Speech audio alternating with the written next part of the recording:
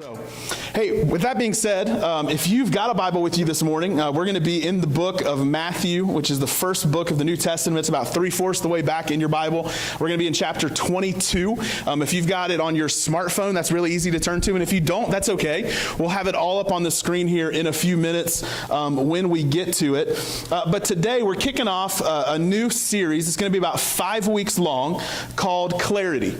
And what we want to explore in this series is we want to discover, for those of us who are followers of Jesus Christ, we want to discover what does it look like to grow in our relationship with Jesus Christ. Now here's what I'll tell you. If you're here and maybe you're exploring faith or you're not sure about faith and you're not even sure about this Jesus thing and you just came to church just to check it out, that's awesome. We're so glad you're here.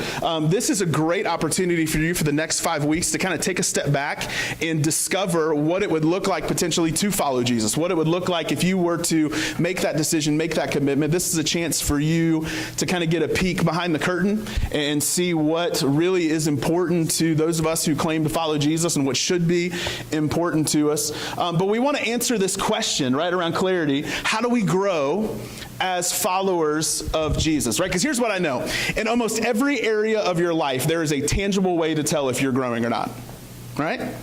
So when you're growing up and you're going to school, here's how you chart your progress.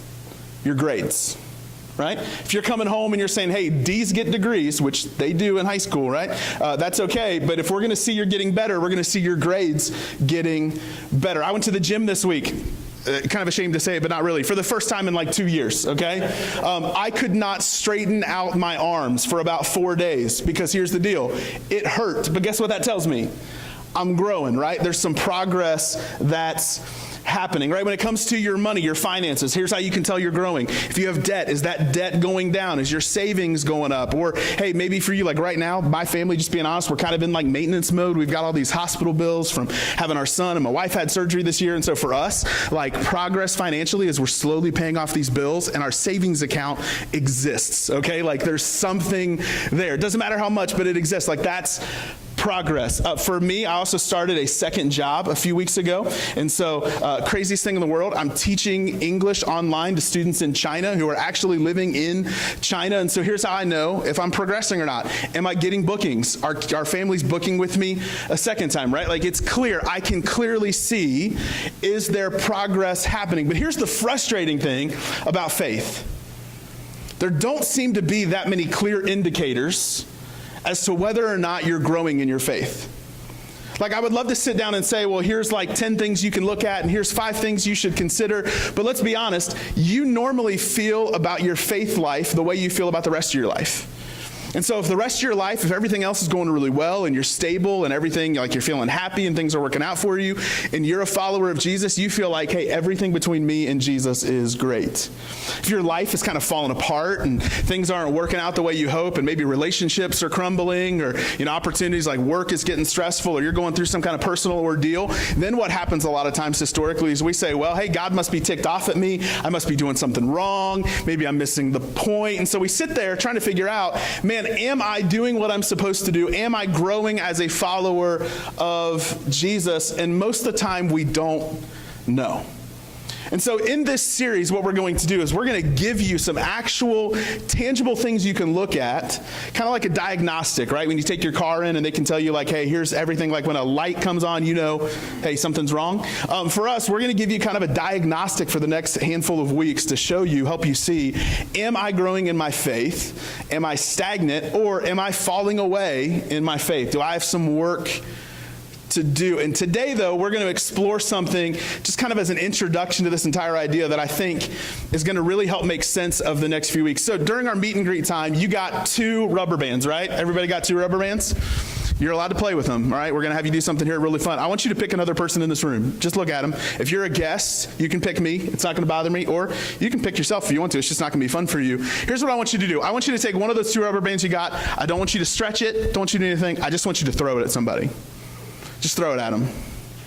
Whoever you want to. They're not going to get offended. And if they get offended, dude, I got to be really honest. I got one. I was about to say, I didn't get even one thrown at me. I was feeling pretty good about myself. Way to appreciate your pastors, jerks. All right? You're throwing stuff at me. Hey, here's what I want you to do now. I want you to take that second one. I want you to pick somebody, and I want you to hit them with it as hard as you can. You can stretch it. You can shape it like a gun. You can, I don't care what you do. That was right in the face, guys. Okay? That's the money maker, okay? You can't do that. Oh, that hit me literally between the eyes. That was Sarah. That's how church discipline happens, okay? All right, so we're all good? We're all good? I know some of you guys are flicking like multiples. You're picking them up off the floor. Just wait. Okay. All right. So here's the deal. Here's the question for you. Here's what I want you to think about. What was the difference between those two attempts? What made that second one so much more fun for you and so much more satisfactory besides the fact that you hit me in the throat and in between the eyes, and I'm probably going to have a mark right here. Here's what made the difference, okay? And this is what makes the difference in your faith life. It's tension. Tension. You shot that rubber band, you had more fun doing it because there was tension in that rubber band when you let it go, right? It's not funny if you toss it and it hits somebody in the face or on the top of the head. I meant to hit the girl in the front row, but I hit you instead. Welcome to Innovation Church. It's nice to have you. Tension is what made that different. Here's what I want to contend with you this morning when it comes to your faith life, okay? Is that tension is necessary for growth. Tension is necessary for growth.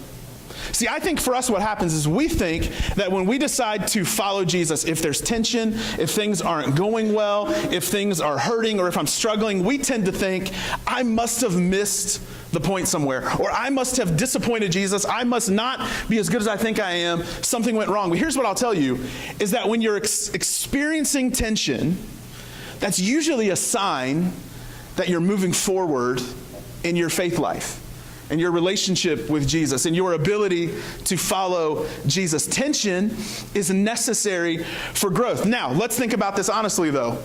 Not many of us like tension. If you're married and you come home and there's just like that feeling in the house, you know what I'm talking about? Like nobody says anything, but you just know you're in trouble and you're not quite sure why. That is not a fun tension. We don't like that tension. If you go to work and there's a note on your desk saying, hey, I need you to meet with me. It's your boss. I need you to meet with me in a couple hours. You're not excited about that, right? Why? Because there's tension. If you've got kids and you've got a call on your, I was going to say answering machine, but like who has those anymore? But you've got a voicemail on your cell phone and you see it's from your kid's school and they need to meet with you to talk about your kid. You're not excited, right? Why? Because there's tension. So here's the question we have to answer real quick before we move on into Matthew 22 is why is tension such a good thing in your faith life? Why is tension such a good thing in your relationship with Jesus? Why is tension necessary for growth? Because think about this. God designed you. He designed our relationship. He gets to dictate terms. So why would he want there to be tension? Well, there's two things. Let's think about this first personally, okay? Personally, the relationship you have with Jesus is not a relationship you're going to have for a few years or a couple decades. The relationship you have with him is a relationship you have for eternity. And so there's tension because you're not developing something for the short term. You're developing something for the extremely as long term can get. So there's tension because there's a lot of change that should be happening in your life. But even beyond that, right? Let's not even just think about your own personal life here. Let's think about this. Your ability, your desire to follow Jesus, your relationship with him, is also going to affect more than just you. Because we know this, every decision you make affects other people. And every decision you make definitely affects those you love the most. Many of us have experienced that in a negative way, right? You've done something wrong that you wish you hadn't have done, and it hurt people, and there's fallout, and you go, man, that stinks, right? Well, hey, maybe if there was some tension ahead of time, you could have curbed that a little bit. Maybe because there's tension in my relationship with Jesus, I'm going to keep from making some decisions that would wreck my life and hurt people like my son, people like my wife, people like those I work with and I do life with, right? There's tension because this is about more than just you. There's tension. Tension is necessary for growth. Now, here's what I love about Jesus, and here's why I really believe tension is necessary for our growth in our faith life, is nobody brought the tension like Jesus. You don't have to believe he's God to realize that Jesus brought the tension. In fact, if you read the New Testament, you read books like Matthew, Mark, Luke, and John, you're going to see Jesus at times introduce tension into a situation that it doesn't seem necessary. You're going to see him ask a question, say something provoking, do something that other people don't want him to do, and it's introducing tension, and you're trying to figure out why. Well, once again, the reason is this: tension is necessary for growth. So in Matthew 22, here's what we're going to see. Jesus is going to introduce some tension in a conversation he has with a man that is going to show us how a relationship with Jesus, how our ability to follow Jesus actually works.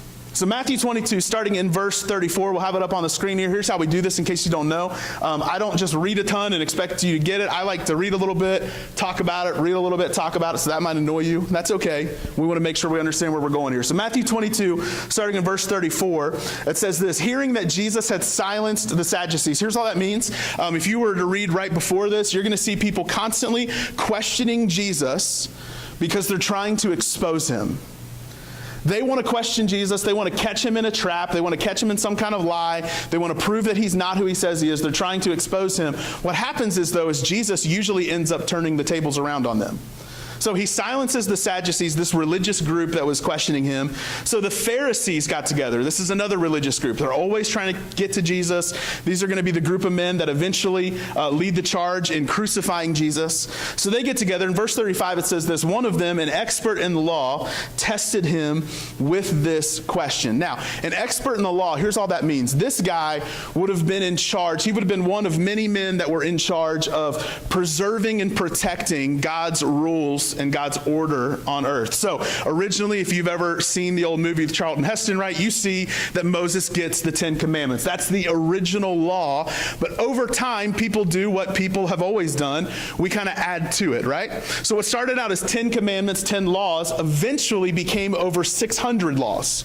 They would take little aspects of this law and add more laws, and they would expand on this. So over 600 laws. In fact, there were 365 negative laws, like things you should not do. So you had one negative law for every single day of the year. These guys loved the law, they loved the rules, and it was his job as an expert in the law to not just live those laws out, but to preserve and uphold those laws to other people. And so he asks this question. Verse 36, he says, "Teacher, which is the greatest commandment in the law?" So, teacher, out of 600 and something laws, what's the best one? What's the most important one? Because here's what he's trying to do. He's trying to get Jesus to discredit a bunch of other laws. He's trying to get Jesus to discredit the law that we know is in the Old Testament, some of the prophets that had come before him. So in other words, he's saying, okay, Jesus, I want you to pick the one that's most important, because here's what you're going to do. You're going to then discredit somebody like Moses, somebody like Malachi, somebody like Joshua, somebody like Isaiah. These people that our people hold in high regard, you're going to discredit them, and everybody's going to turn against you, because you're going to say that there's one law and one lawmaker that's better than all the others. Which is the greatest commandment? And Jesus replied, he said, love the Lord your God with all your heart and with all your soul and with all your mind. Book of Mark would also add all your strength. He says, love the Lord, basically, here's what it comes down to, with everything you've got. This is the first and greatest commandment. Now, when they heard this, because once again, we got to remember the Bible wasn't written to us here in 2017. It was written to people, in this case, it was said to people over 2,000 years ago. So when they hear, love the Lord your God with all your heart and all your soul and all your mind, they hear what they called the Shema. Now, the Shema is from the book of Deuteronomy, chapter 6, and that's not too important, but here's what is important. This would have been a statement that Jewish people in Jesus' day would have recited, would have said twice a day. It was like a reminder for them that here's what's important. I'm supposed to love God with everything that I have, with all my heart, all my soul, and all my mind. Because here's what's going to happen. If I do that, then that love with God informs everything else that I do. That's what they believed. So I recite that twice a day. It's going to help keep me on track. Love the Lord your God with all your heart, with all your soul, and with all your mind. Because what they're doing by reciting it is they are defining God. And they're defining the terms that they have in a relationship with Jesus. Now, if Jesus had stopped here, if this is the end, he gets away unscathed. There's no tension, no problem. Sadducees are happy. Pharisees are happy. Jesus' followers in the crowd, they're happy because they're safe. Nobody's mad, nobody's upset. If Jesus had stopped there, we're good. But once again, tension is necessary for growth. So Jesus brings the tension and he keeps talking. Here's what he says. Verse 39, and the second is like it. In other words, there's not just one in the way that you think of there being one commandment, but there's also a second part to this one commandment. He says, love your neighbor as yourself. So here's the tension in a relationship with Jesus. Here's the tension when it comes to following Jesus. Is a relationship with Jesus is not simply vertical. It is not just that I come to church and I read my Bible and I love God, so things between him and me are good. Jesus redefines everything and he says, yes, it is vertical. Love the Lord your God with all your heart and all your soul and all your mind and all your strength. And he makes it horizontal. Love your neighbor as you love yourself. Love your neighbor the way you want to be loved. In other words, here's how Jesus defines a relationship with God, and here's how Jesus defines what it looks like to follow him. Is you love God with everything you have, but you love your neighbor in the exact same way. Love the Lord your God, but love your neighbor as yourself. Now, that might not sound too controversial to us, but you need to realize how Jesus defines neighbor. In fact, in the book of Luke, we're not going to read it for the sake of time, but in the book of Luke, Jesus in Luke 10 defines neighbor for his listeners.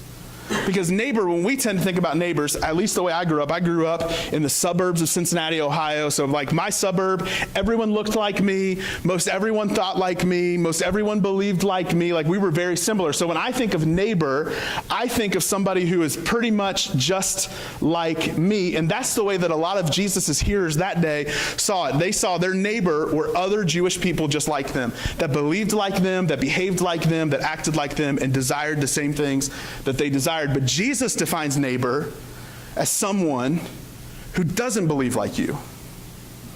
Jesus defines your neighbor as somebody who doesn't behave like you behave. Jesus defines your neighbor as even your enemy. He tells this story, this parable of the Good Samaritan.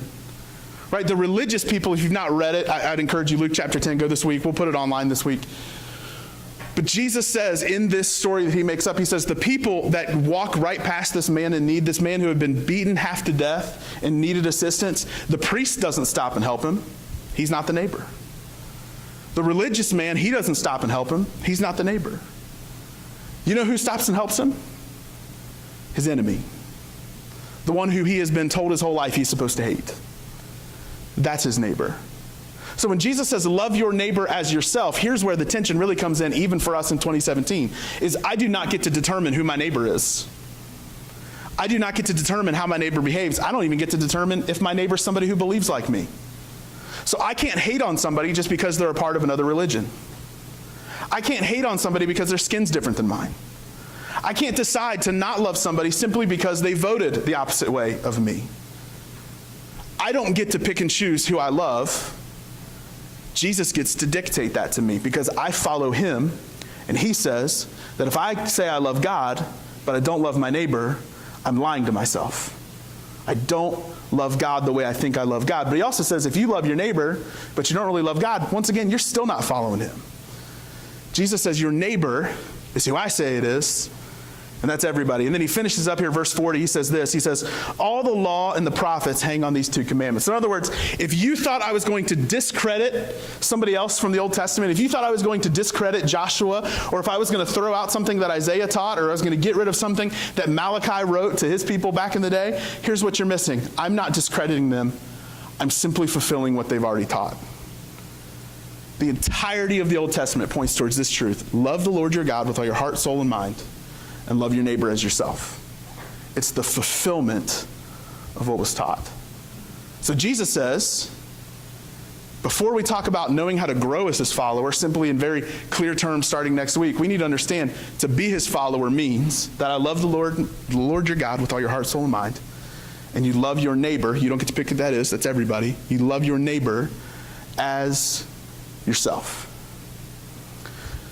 So tension is necessary for growth, which leads me to really my final thought for this morning. Really, this is kind of the, what do I do with that kind of stage, right? And this is, once again, this is for people who you would say, my desire is to follow Jesus. I want to be a Jesus follower. If you're not, hey, once again, man, enjoy the show, all right? But if you say, I want to be a follower of Jesus, here's really your next step. This is the directive for you, and it's really simple, but not so simple, okay? I want you to embrace the tension. Embrace the tension. Right? Relationship with Jesus isn't just vertical. It's not just me and him, and it's not just horizontal. It's both. I want you to embrace the tension. Here's something that I heard a few years ago, read a few years ago. I've heard it a few times since, and it's really helped shape the way I look at the tension in my life. There's this pastor down in Georgia. His name's Andy Stanley. And he told a story about when he was a younger pastor, he had this mentor in his life, and he would talk about the problems that he was experiencing and things he was going through, and he would talk about basically how he just avoided them, right? Now, here's what you and I know about problems that we avoid. They don't actually go away, right? They're still there. You wake up thinking about them. You go to bed thinking about them. There's still issues. They're still there, whether it's something that somebody did to you or something that somebody said to you or something you did to yourself. Like, those problems don't disappear just simply because we ignore them. They're there. And his mentor, after hearing him talk for week after week about different issues and kind of picks up the pattern that you have problems that you're not willing to hit head on, here's what he said. He said, I need you to let the 500-pound gorilla out of the cage. And of course, like, this guy looks at him like, what are you talking about? 500-pound gorilla. He said, here's what happens. In your heart and in your mind, you've got these problems that have become this 500-pound gorilla. And you think everything's okay because you've got it caged up in the corner of your mind. It's not going to affect anything. It's not going to bother anything. You don't need to address it. You just pretend the gorilla is not there. He's like, here's what I want you to do. I want you to wake up in the morning, and when you recognize the gorilla in the cage, I want you to let it out. I want you to hit it head on. Don't ignore it. I want you to fight it. See, here's the thing for us. Here's really where I think the tension comes in our relationship with Jesus, is we tend to do a really good job with half of our relationship with Jesus. And the other half is a gorilla we put in a cage. So here's what I mean. For some of you, loving God seems to come pretty naturally. Maybe you grew up in church, and everything for you was just easy. Like, you've grown up in it, you've grown up around it, and so loving God, like for you, man, you wake up in the morning and it's like you're shooting rainbows out of all the holes in your body. You're going, oh my gosh, I just love God so much. I can't wait to read my Bible. I can't wait to pray. I can't wait to go to church and to worship and to sing together. Like, you just love God. But as much as you love God, you might really suck at loving your neighbor. In fact, you might hate your neighbor in ways that you don't even fully recognize now. Because the second somebody says something or posts something on Facebook that you disagree with, it ticks you off. And you maybe you don't respond, but you're in your head thinking of all these bad things about this person. So in other words, you don't look at your neighbor as people, you look at them as positions and problems. So you love God, but you don't love your neighbor, so there's no tension. Because you think everything's good between me and God, what you realize is nothing is good between just me and God, because it's not just the two of us. Maybe you're on the other side of it, though. Maybe you love your neighbor, right? Like, you're so compassionate and you're awesome. And dude, I'm applauding that. That's great. You love your neighbor and you love people even if they disagree with you. You love people that would disappoint you. You love people that have hurt you. And you're just so stinking great at loving your neighbor. But when it comes to loving God, like, you know you should, but you don't really feel it. Like, you know it's important. Like, you haven't written it off at this point, but you're like, I don't feel it yet, so I don't know if it's actually working. Here's all I'm asking for you to do. I'm asking you to embrace the tension in your life. Like, if you suck at loving your neighbor, admit that to yourself. Don't justify it, right? That's what a lot of people do when they're bad with their neighbors. They justify it and they start saying, well, it's not that I disagree with them. It's just, you know what? They're wrong. They're wrong and I'm right. It's not that I don't like them. It's just, oh my gosh, they kneeled. And I can't respect that. oh my gosh, I can't handle it because you know what? Like just what they've done in the past, I couldn't give them grace. I couldn't show them grace. But once again, when you need grace, guess who gets grace? You do. But not them. Like, how dare she come to church? Right? Admit that you're bad at loving your neighbor. If you're struggling to love God, admit that you're struggling to love God, whether that's intellectually, whether that's by just your sweat equity and serving and doing other things, whatever it is. Admit there's tension. Embrace the tension, because nothing moves forward as long as you're lying to yourself. Nothing changes when you lie to yourself. Everything can change when you embrace the tension. So I'm going to give you the secret, okay? Here's the secret to doing this really well. This is it, I promise you. This will change everything for you. And it's not just with tension. This really is with everything in your life. When you decide to embrace it, whether it's today, which I hope you will, or in the future, when you just realize you can't go any further without embracing it, don't embrace it alone. Don't embrace it alone. If you're terrible at loving your neighbor, admit it to yourself, but then admit it to somebody else you trust. Somebody who's not going to sit there and listen and go, you know what, you're right, you are a terrible person. Right? Admit it to somebody who can say, you know what, man, hey, I've struggled with that. Let's talk, let's go, let's work on it. If you're struggling in your relationship with God, admit it. Talk to somebody you trust, man. Embrace the tension, but do not embrace the tension alone.